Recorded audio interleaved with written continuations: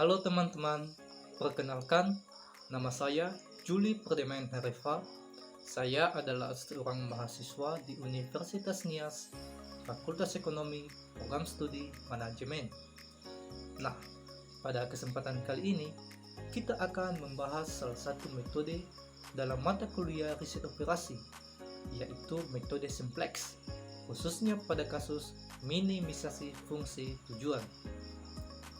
Metode simplex ini dikembangkan oleh Georgi Denzik pada tahun 1947 yang merupakan lanjutan dari penyelesaian metode grafik. Nah, seperti yang kita ketahui bahwa selain dari metode simplex ini, ada juga yang disebut dengan metode grafik. Hanya saja, dalam penyelesaian suatu masalah dengan menggunakan metode grafik, itu memiliki keterbatasan. Artinya, hanya melibatkan dua variabel saja. Nah, dengan menggunakan metode simplex ini, kita bisa menyelesaikan suatu masalah optimasi yang melibatkan tiga variabel atau lebih. Artinya, tidak bisa diselesaikan dengan menggunakan metode grafik. Perlu juga kita ketahui bahwa metode simplex ini dibedakan menjadi dua. Yang pertama yaitu metode simplex maksimisasi, yaitu metode yang dapat kita gunakan ketika tujuan kita adalah untuk mencari nilai terbesar dari suatu fungsi. Misalnya kita mau memaksimumkan keuntungan, memaksimumkan hasil produksi, atau efisiensi. Selanjutnya, atau yang kedua, yaitu metode simplex minimisasi, yaitu metode yang kita gunakan ketika tujuan kita adalah mencari suatu nilai terkecil dari suatu fungsi, misalnya meminimalkan biaya, meminimalkan waktu, atau sumber daya.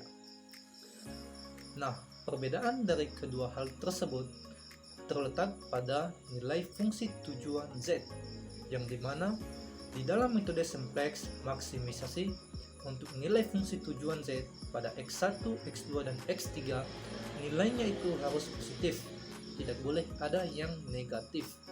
Sedangkan di metode simplex minimisasi, untuk nilai fungsi tujuan Z untuk X1, X2, dan X3, nilainya itu berbanding terbalik, artinya tidak boleh ada yang positif, harus negatif semua. Nah, perbedaan selanjutnya juga terletak pada tanda pada fungsi kendala, yang dimana seperti yang kita ketahui bahwa ada tiga tanda dalam fungsi kendala, yaitu lebih kecil atau sama dengan, lebih besar atau sama dengan, dan sama dengan. Ketiga tanda tersebut memiliki maksud tersendiri.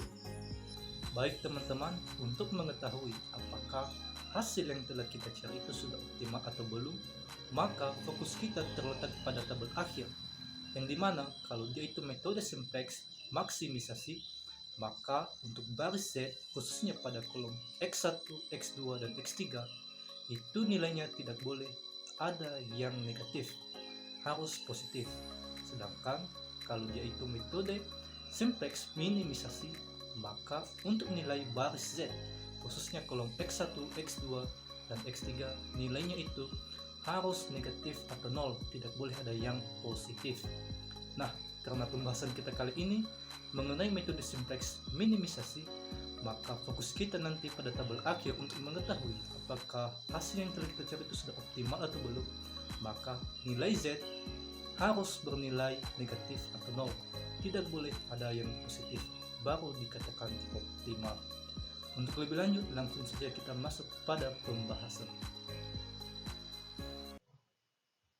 Nah, baik teman-teman, sebelum kita masuk pada contoh soal, maka di sini ada beberapa syarat penting atau hal penting yang harus kita ingat sebelum menyelesaikan suatu masalah menggunakan metode simplex minimisasi.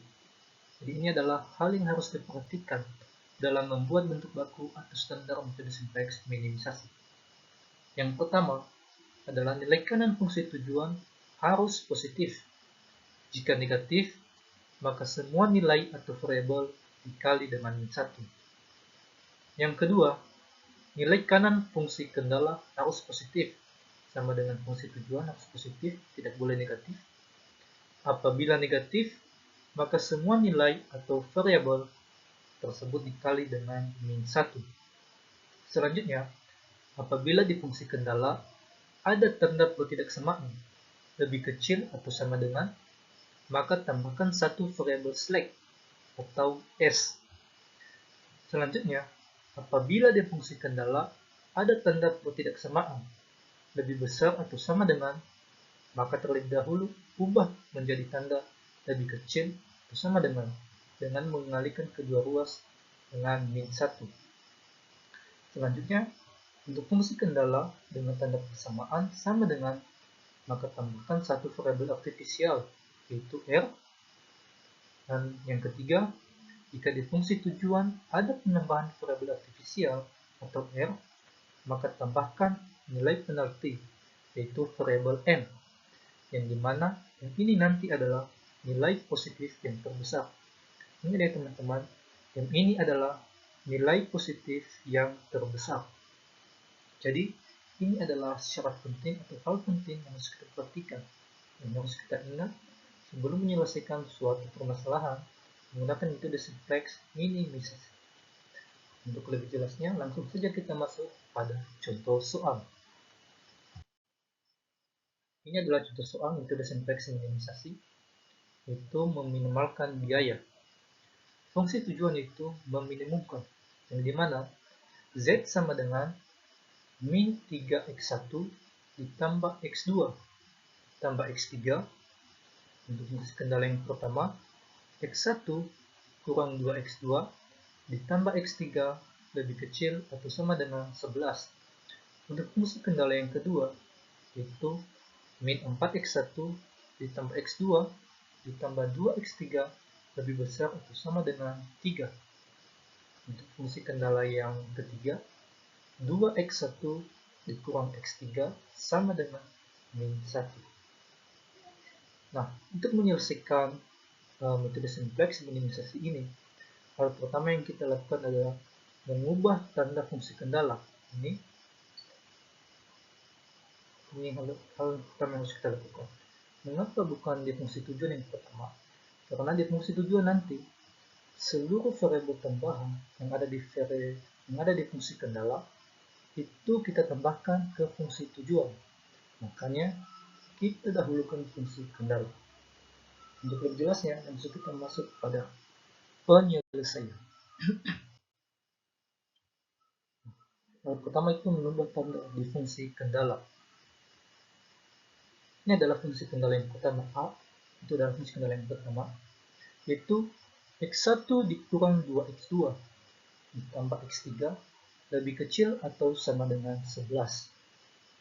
Ingat teman-teman, sesuai dengan persyaratan pada fungsi yang kedua, jika terdapat tanda ketidaksamaan lebih kecil atau sama dengan pada fungsi kendala, maka tambahkan satu variabel slack, itu S. Maka hasilnya, maka fungsi ini, tanda ini nanti berubah menjadi sama dengan. Hasilnya seperti ini.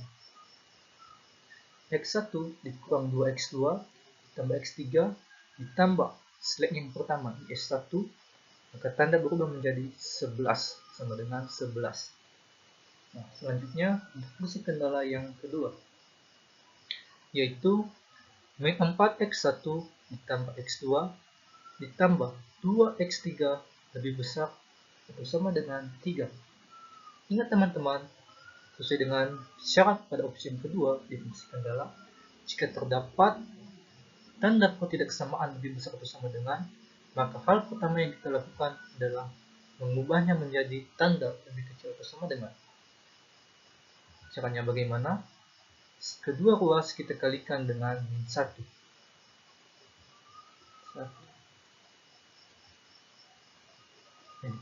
Kedua ruas kita kalikan dengan min 1. K min 4x min 4x1 dikali min 1 menjadi 4x1, karena negatif kali negatif menjadi positif, dan positif x2 dikali min 1 menjadi min x2. Positif 2x3 dikali min 1 menjadi min 2x3, maka tanda berubah menjadi lebih kecil atau sama dengan, dan nilai sebelah kanan 3 dikali min 1 berubah menjadi min 3. Nah, selanjutnya, ingat ketika ada tanda tidak kesamaan lebih kecil atau sama dengan pada fungsi kendala, ingat tambahkan satu variabel slack. Nah, kita tambahkan satu variabel slack menjadi S2, slack yang kedua. Karena ini tadi adalah slack yang pertama, karena menjadi slack yang kedua. Menjadi 4x dikurang 2x2 dikurang x2 dikurang 2x3 ditambah s2 sama dengan min 3. Sama dengan min 3. Nah, ingat teman-teman, jika ada tanda persamaan atau sama dengan, ingat tambahkan satu variabel artifisial, yaitu R. Maka hasilnya menjadi in. Nah, ini kan tadi di sebelah kanan itu negatif.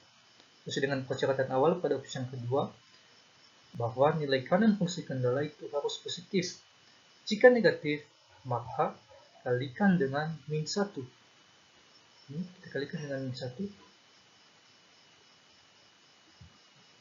Maka 4x1 dikali min 1 menjadi min 4x1. Min x2 dikali min 1, negatif kali negatif berubah menjadi positif. Positif x2 dengan min 2x3 dikali min 1 menjadi positif 2x3.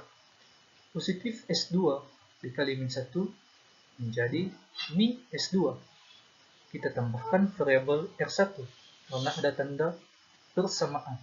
Itu sama dengan baru min 3 dikali min 1, min kali min menjadi positif 3. Nah, untuk fungsi kendala yang ketiga, yaitu 2x1 dikurang x3 sama dengan min 1. Nah, di sini ada tanda persamaan, itu sama dengan. Maka kita tambahkan satu variabel artifisial, yaitu R. Karena ini tadi R1, maka ini menjadi R2. Di sini nilai kanannya juga negatif. Maka kita harus mengubah menjadi positif. Caranya kita kalikan dengan min 1 sama seperti langkah awal tadi. Maka hasilnya menjadi ini. 2x1 dikali min 1 menjadi min 2x1. Min x3 dikali min 1 menjadi positif x3. Karena ada tanda persamaan, maka kita tambahkan satu variabel artifisial, yaitu L, dan menjadi R2. Maka sama dengan min 1 kali min 1 sama dengan 1. Ini tadi kali dengan min 1. Min 1. Kalikan dengan min 1. Nah, ingat teman-teman, nilai R1 dan R2 ini harus kita ketahui. Mengapa? Karena ini nanti kita tambahkan ke variabel atau ke fungsi tujuan, yaitu fungsi tujuan Z.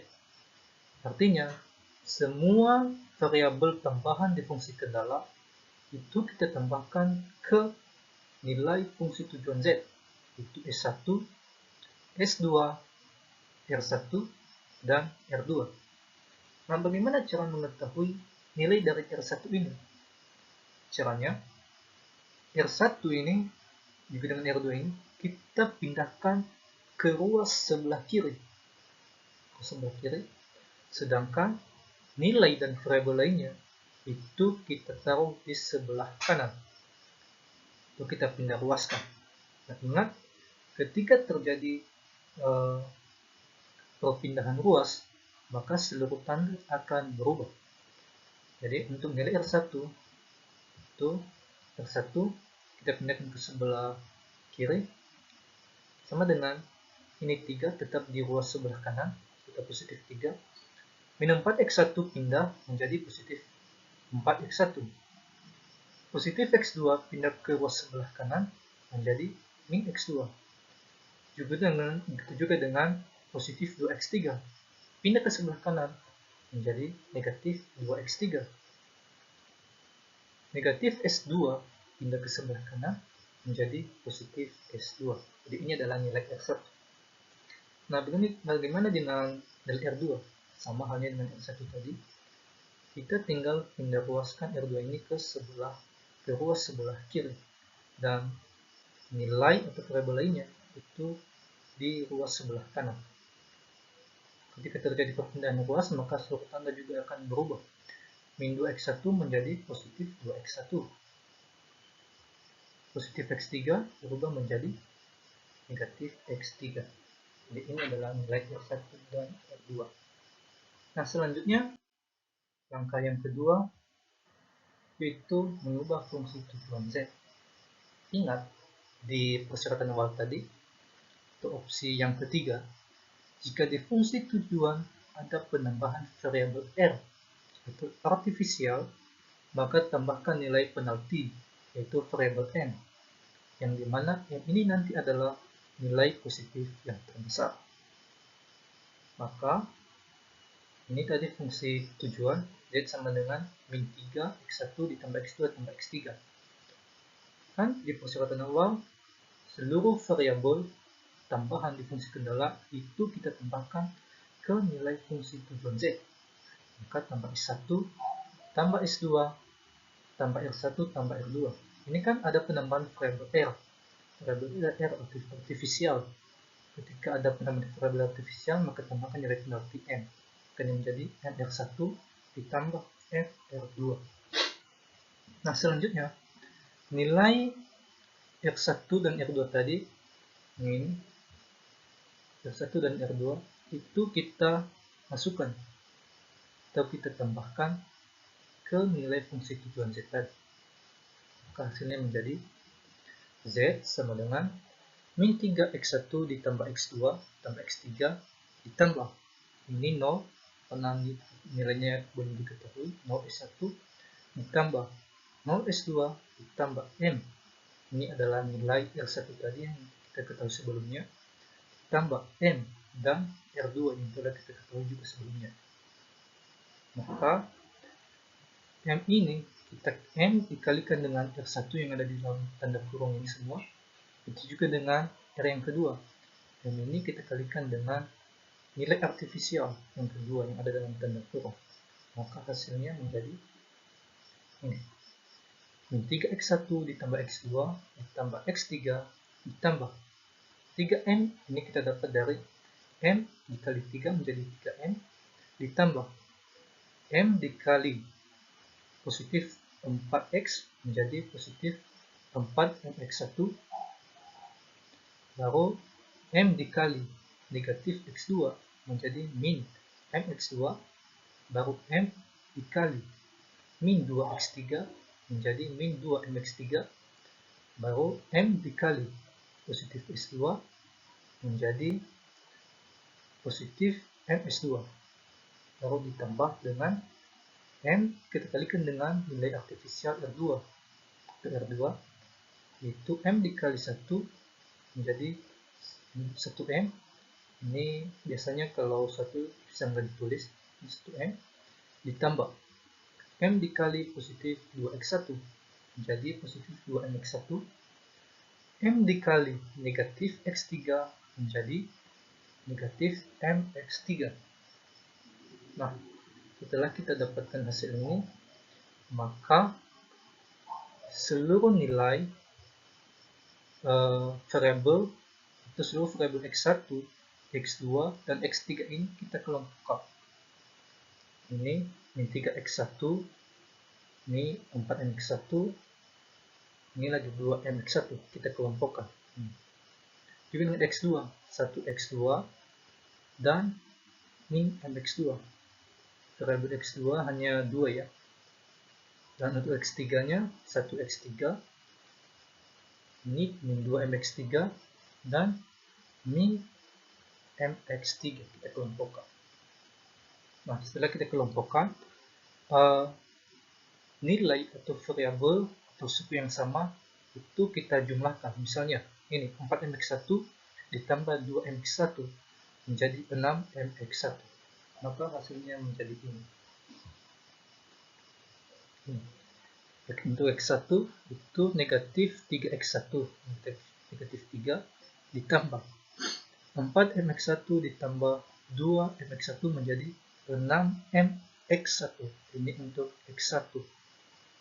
Nah, untuk X2 juga, karena variabel atau sukunya ini berbeda, tidak sama, maka kita langsung masukkan saja positif 1, ini positif 1 X2 dikurang M X2.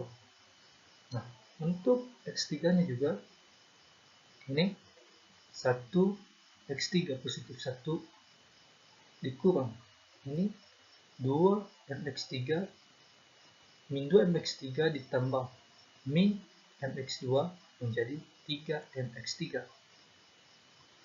Nah, selanjutnya kita tambahkan MS2.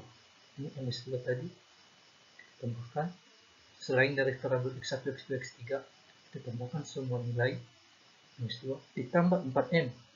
4M kita dapat dari 3M ditambah M, 3M ditambah M, ini 1M tadi ya, 1M menjadi 4M. Nah, sampai di sini itu fungsi tujuan Z masih belum selesai teman-teman, karena kita harus menentukan nilai kanan. Caranya, ini 4M ini kita pindahkan ke ruas sebelah kanan, kita jadikan nilai atau nilai kanannya 4M. Maka Z sama dengan positif ditambah, karena terjadi perpindahan ruas, karena ini berubah menjadi ke ruas sebelah kiri, maka semua tanda juga ikut berubah. Hasilnya menjadi 3 dikurang 6 MX1 ditambah dikurang 1 ditambah MX2.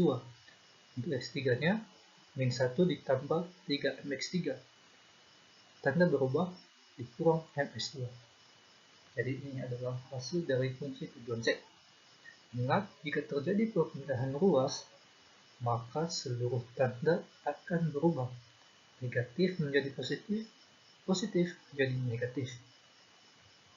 Nah, selanjutnya, langkah yang ketiga itu membuat tabel 9. Artinya, seluruh nilai tadi di fungsi tujuan dan fungsi kendala kita masukkan ke dalam tabel. Ini adalah tabel. Untuk fungsi tujuan Z tadi, untuk X1 jika dikurang 6M, untuk X2 min 1 tambah M, untuk fungsi tujuan Z di X3 itu adalah min 1 tambah 3M. Begitu juga dengan fungsi kendala yang pertama, kedua, dan ketiga. Ini tadi untuk S1 nya 0 ya, yang diketahui. S2 0, ini untuk kendala yang ke kotak. Ini nilai kanan tadi 4M, 11, 3, dan 1. Nah, setelah membuat tabel simple, maka langkah selanjutnya itu menentukan kolom kunci. Nah, bagaimana cara menentukan kolom kunci? Kolom kunci merupakan nilai positif terbesar pada baris Z. Nilai positif terbesar pada baris Z. Ini 3 dikurang 6M, ini menjadi negatif 3, negatif 3M. Min 1 tambah M itu 0, masih bisa ya. Untuk X3 nya min 1 tambah 3M itu adalah 2M. Jadi ini sudah nilai positif, ditambah lagi nilai M. Min tadi kan nilai positif yang terbesar, jadi ini adalah nilai positif terbesar pada baris Z, yaitu kolom ketiga. Jadi ini adalah kolom kunci nanti, X3 kolom kunci. Setelah mengetahui kolom kunci, maka kita tentukan baris kunci. Bagaimana cara menentukan baris kunci? Itu adalah merupakan nilai indeks positif yang terkecil. Rumus untuk mencari nilai indeks yaitu nilai kanan dibagi kolom kunci. Ini 4M dibagi min 1 tambah 3M, 11 dibagi 1, 3 dibagi 2, dan 1 dibagi 1. Itu adalah nilai indeks. Maka nilai indeks positif, nilai positif yang terkecil itu adalah baris kunci. Maka hasilnya adalah ini. Ini tepatnya, sorry.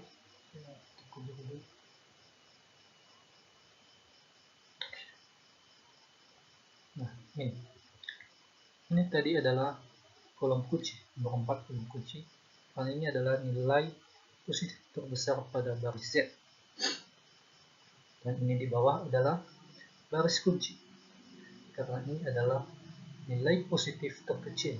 Ini 11 positif terbesar, 1,5 itu masih besar, ini adalah 1. Dan nilai positif yang terkecil. Jadi ini adalah, atau baris kendala yang ketiga adalah baris kunci. Yang hijau ini juga adalah angka kunci, yang dimana angka kunci ini merupakan perpotongan kolom kunci dengan baris kunci. Nah, setelah menentukan KK, BK, dan AK, maka langkah selanjutnya adalah membuat baris baru kunci atau WBK. Nah, WBK adalah nilai baris kunci dibagi angka kunci.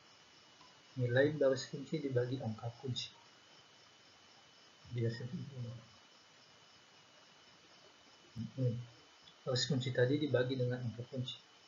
Baris dapat kita untuk X1 min 2 0 1 0 0 0 1 1. Nah, setelah dapat ini, maka kita menentukan nilai baris yang lain atau nilai baris yang kosong. Itu ada baris Z, A, dan D.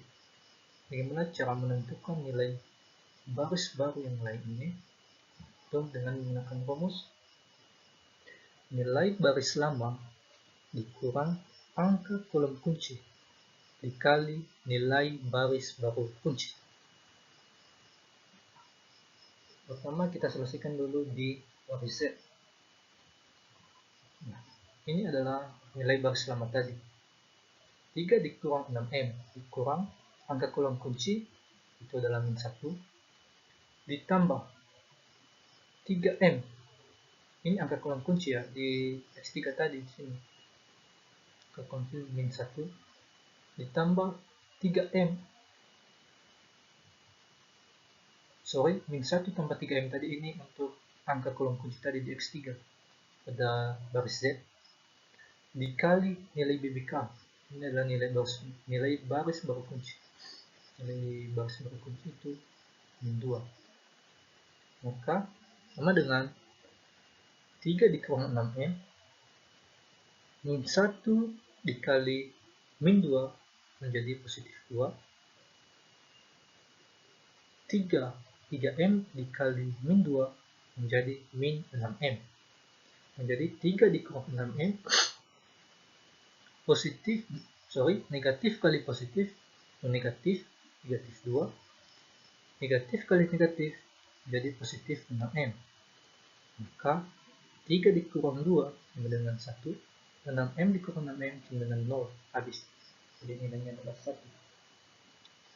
Nah, selanjutnya untuk nilai pada X2, min 1 tambah F dikurang min 1 ditambah 3M dikali 0.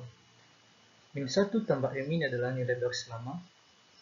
Nilai baris lama di sini tadi sebelumnya di sini di X2 ditambah min 1. Ini adalah angka kolom kunci, min 1 tambah 3M.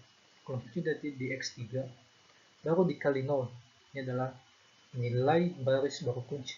Sejajar dengan ini karena X2 0. Maka karena ini 0 semua dikali dengan 0, maka tetap nilainya adalah min 1 ditambah M. Min 1 tambah M dikurang 0 tetap min 1 tambah M. Begitu juga dengan selanjutnya. Sampai nilai kan. Nah, setelah menentukan nilai baris Z, maka kita tentukan nilai baris A dan nilai baris B.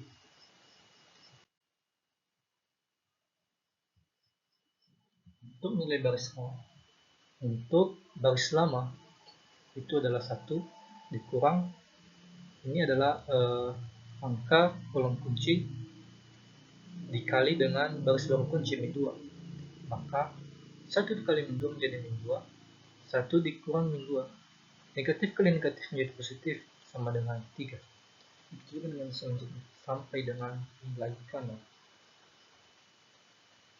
Nah, untuk baris B itu min 4 untuk baris lama tadi dikurang 2 angka kolom kunci dikali nilai baris baru kunci, itu min 2, sama dengan min 4. 2 kali min 2 sama dengan min 4. Negatif kali negatif menjadi positif. Min 4 tambah 4 sama dengan 0. Begitu juga dengan nilai selanjutnya sampai nilai kanan. Ini hasilnya. Setelah menentukan nilai baris yang lain, atau nilai baris baru yang lain selain dari fungsi kendala yang ketiga tadi, itu adalah baris Z, A, dan B, maka seluruh nilainya kita masukkan ke dalam tabel. Seluruh nilainya kita masukkan ke dalam tabel, maka hasilnya menjadi ini. Nah, setelah menentukan nilai ini, ingat di fungsi atau dalam metode simplex minimisasi untuk baris Z, khususnya X1, X2, dan X3 ini, itu tidak boleh ada yang bernilai positif, harus negatif atau 0. Jika ada yang positif, maka itu dikatakan masih belum optimal. Ini masih positif, min 1 tambah n, ini adalah nilai positif yang terbesar. Ini lagi 1 positif, jadi ini masih belum optimal. Maka di mana langkah selanjutnya, kita kembali lagi ke langkah mencari kolom kunci. Itu adalah langkah keempat, cari kolom kunci. Nah, apa rumus mencari kolom kunci? Itu adalah nilai positif terbesar yang ada di baris Z, khususnya X1, X2, dan X3. Jadi ini adalah X2, ini min 1 tambah N. Yang ini adalah nilai positif terbesar. Jadi ini adalah kolom kunci atau kotak. Sampai tadi ini kan simple yang tadi ya, kolom kunci, lalu menentukan baris kunci, yaitu nilai indeks positifnya terkecil. Rumus indeks tadi adalah nilai kanan dibagi dengan kolom kunci. Maka tabelnya seperti ini. Maaf tertutup dengan wajah.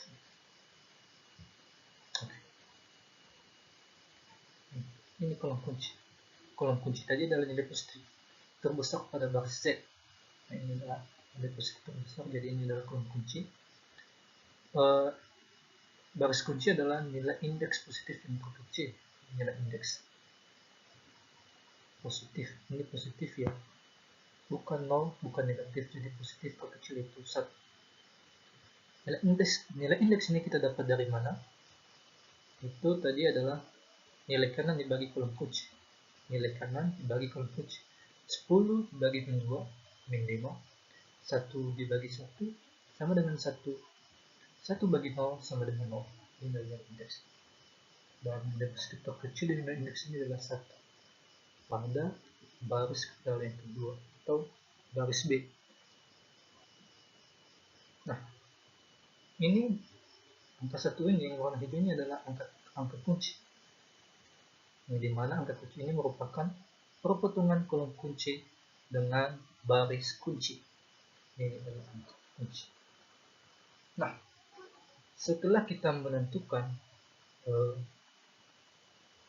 KK, BK, dan AK, maka langkah selanjutnya yaitu kita menentukan baris baru kunci. Dengan cara menentukan baris baru kunci seperti rumus tadi, ini nilai baris kunci bagi dengan angka kunci. 0 dibagi 1, 1 bagi 1, 0 bagi 1, 0 bagi 1, min 1 bagi 1, dan selanjutnya. Maka hasilnya kita dapat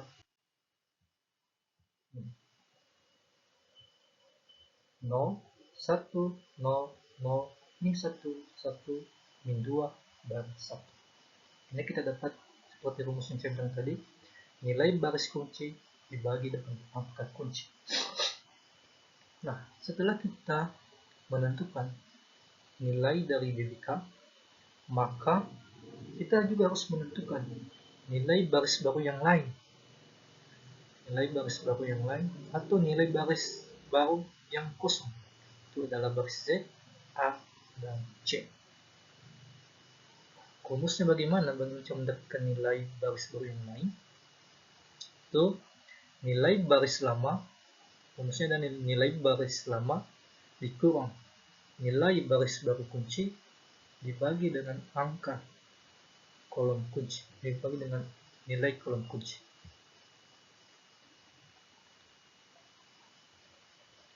Sorry. Jadi nilai BBK ini adalah nilai baris lama dikurang angka kolom kunci dikali nilai BBK, nilai baris baru kunci. A, kita selesaikan dulu yang baris Z. Ini adalah nilai baris lama tadi, 1 kurang. Ini adalah angka kolom kunci. Maksud tadi kolom kunci ya. Jadi sebenarnya letaknya di sini min 1 tambah N di sini. Baru dikali dengan nilai baris baru kunci. Ini nilai baris baru. Nilai baris baru kunci itu adalah 0. Itu adalah 0. Maka ini 0 semua ini. Karena tetap dikali 0, tetap dikali dengan 0, tetap 0. 1 dikurang 0 sama dengan 1. Begitu juga dengan nilai selanjutnya. Min 1 tambah M dikurang M dikurang 1 ditambah M kali 1. Min 1 tambah M kali 1 tetap min 1 tambah M. Min 1 tambah M di ini min 1 tambah M positif, maaf negatif kali negatif menjadi positif, maka min 1 tambah M ditambah 1 tambah M menjadi 0. Begitu juga dengan nilai selanjutnya. Ini 0 dikurang min 1 ditambah M kali 0, 0. Min 1 tambah 0, 0. 0 kurang 0 sama dengan 0. Begitu juga dengan nilai selanjutnya sampai nilai kanan. Ini adalah nilai baris Z pada baris baru yang lain.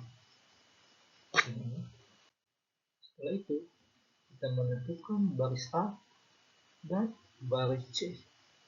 Untuk baris A, baris lama, nilai baris lama itu adalah 3 dikurang angka kunci itu min 2. Nilai BBK atau baris baru kunci itu adalah 0. Min 2 kali 0 sama dengan 0. 3 kurang 0 sama dengan 3. Begitu juga dengan nilai selanjutnya sampai nilai sebelah atau nilai kanan. Nah, selanjutnya baris C. Nah, baris C ini untuk baris C X1 nilai baris lama itu min 2 dikurang angka kunci itu adalah 0. Nilai BBK atau nilai baris baru kunci itu 0 juga. 0 kali 0 sama dengan 0.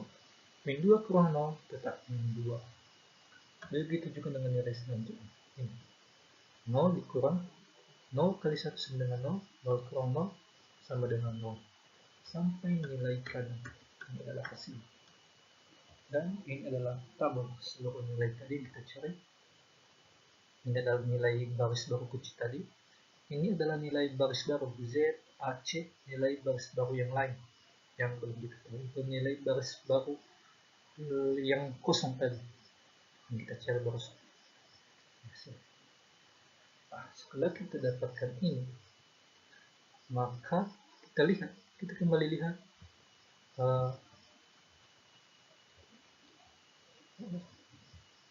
kita kembali melihat nilai dari baris Z, khususnya X1, X2, dan X3 itu nilainya tidak boleh ada yang positif.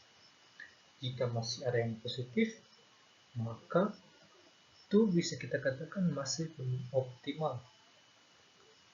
Jadi X3 sama dengan 0 itu bisa, X2 0, X1 ini positif 1. Jadi ini masih belum optimal. Bagaimana dengan langkah selanjutnya? Kita kembali lagi menentukan kolom kunci. Jadi kembali lagi pada langkah keempat menentukan kolom kunci.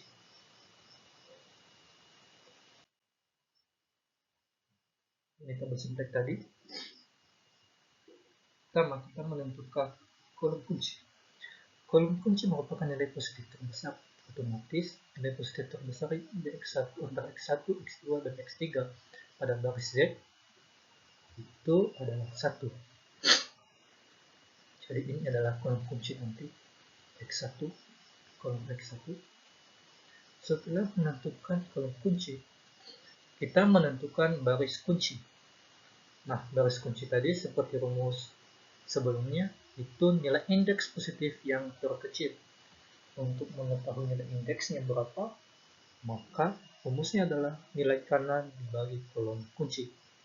Ini nilai kanan 2 dibagi 1, 12 bagi 3, 1 dibagi 0, dan 1 bagi 2. Maka hasilnya adalah seperti ini. Maaf, tertutup dengan ya. Ini adalah kolom kunci. Karena ini di box set adalah antara X1, X2, dan X3. Ini adalah nilai positif terbesar. Dan nilai positif yang terkecil pada nilai indeks untuk baris kunci itu adalah 4. Dan nilai positif ini minus, ini 0, ini positif. Otomatis ini adalah nilai baris kunci.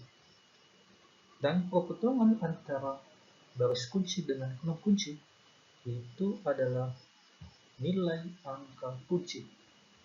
Di angka kunci adalah 93. Nah, sebelumnya setelah menentukan angka kunci, maka kita menentukan baris baru kunci. Nah, untuk mengetahui baris baru kunci, ini baris baru kunci di baris ini, maka rumusnya tadi itu BK atau nilai baris kunci dibagi dengan angka kunci. 3 bagi 3, 0 bagi 3, 0 bagi 3, 1 bagi 3, dan seterusnya. Maka hasilnya adalah 1, 0, 0, 0,3, min 0,6, 0,6, min 1,6, dan 4. Setelah kita mengetahui baris baru kunci, maka langkah selanjutnya seperti tadi, kita menentukan atau mencari nilai baris baru kunci yang lain, atau nilai baris baru kunci yang kosong. Itu baris Z, B, dan C. Nah, untuk mengetahui nilai ini, seperti rumus tadi, itu adalah nilai baris lama. Nilai baris lama dikurang angka kolom kunci dikali nilai baris baru kunci. Kali nilai baris baru kunci. Maka hasilnya seperti ini. Nilai baris baru kunci yang lain, nilai baris baru kunci yang lain, Z, B, dan C. Ini nilai kita dapat dari mana? Itu nilai baris lama dikurang angka kolom kunci dikali nilai BK, seperti langkah yang tadi. Nah, kembali kita perhatikan untuk nilai pada baris Z, khususnya pada kolom X1, X2, dan X3, itu tidak boleh ada yang positif, harus negatif atau 0. Nah, coba kita perhatikan. X1 0, X2 0, X3 0. Jadi nggak ada nilai yang positif. Artinya bisa kita simpulkan bahwa ini sudah optimal menggunakan biaya, yang dimana nilai kanan pada fungsi tujuan itu dalam yang 2. Untuk kendala yang pertama X1 atau A itu 4. Untuk B atau kendala yang kedua itu 1. Untuk C itu 9. Nah, setelah kita mengetahui bahwa ini sudah optimal, maka dengan demikian karena seluruh nilai pada baris fungsi tujuan atau Z tidak ada yang positif, maka dapat disimpulkan bahwa kondisi yang diperoleh sudah optimal. Sehingga dapat kita simpulkan bahwa untuk memperoleh hasil atau nilai minimum, perusahaan harus memproduksi untuk X1 atau A tadi itu dengan 4, X2 atau B itu 1, X3 atau C itu 9. Kita coba buktikan dengan mensubstitusikan ke fungsi tujuan Z di awal tadi, yaitu min 3x1 tambah x2 tambah x3. Maka kita masukkan seluruh min x1, x2, dan x3 ini ke fungsi tujuan Z, menjadi min 3 dikali 4 ditambah 1 ditambah 9. Min 3 kali 4 sama dengan min 12, positif 1 tambah 9 sama dengan 10. Min 12 tambah 10 sama dengan min 2. Jadi sama ya, dengan fungsi tujuan kita itu dengan min 2. Ini adalah nilai minimum yang terkecil. Nah, sehingga untuk memperoleh biaya yang minimal, maka perusahaan harus memproduksi 4A, untuk A itu 4, B itu 1, dan C itu 9, agar mencapai biaya yang minimal, yaitu min 2. Nah, bagaimana jika tadi itu di baris Z masih ada nilai yang positif? Maka kita kembali lagi ke langkah awal tadi ya teman-teman. Kalau misalnya nilainya masih ada yang positif, kembali ke langkah menentukan kolom kunci. Terima kasih. Baik, demikian saja pembahasan materi yang bisa saya bagikan. Saya yakin dan percaya mulai dari awal pembahasan hingga sampai pada akhir ada banyak kelemahan dan kekurangan, mulai dari penyampaian materi, kalimat yang tidak mudah dimengerti. Untuk itu saya mengharapkan segala bentuk kritik dan saran yang membangun dari teman-teman semua. Dan jika ada hal yang ingin ditanyakan terkait dengan materi kita, itu metode simplex minimisasi, yang mungkin kurang dimengerti oleh teman-teman, bisa tinggalkan pertanyaan di kolom komentar. Kita akan membahas secara bersama-sama. Ingat teman-teman, bahwa setiap persoalan pasti punya solusi terbaik. Nah, dengan mempelajari metode simplex, maka kita bisa belajar untuk mencari solusi secara sistematis. Baik, terima kasih telah menonton video saya. Saya berharap dengan video ini bisa menambah wawasan dan pengetahuan kita terkait dengan materi metode simplex minimisasi. Sekian saja dari saya. Akhir kata saya ucapkan terima kasih.